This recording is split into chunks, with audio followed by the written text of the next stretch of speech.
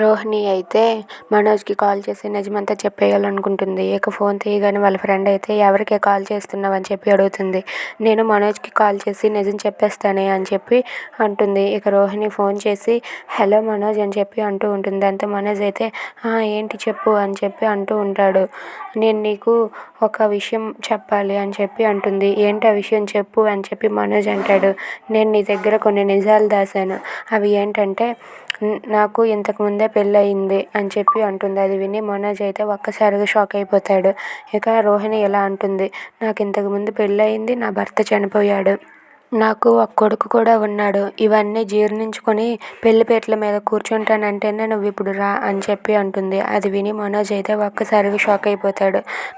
నాతోని నా గతంతోని నీకు సంబంధం లేదు అని చెప్తే అలా అయితేనే నేను పెళ్లి చేసుకుంటానని చెప్పి అంటుంది. ఇంతలో లైన్ అయితే కట్ అయిపోతుంది.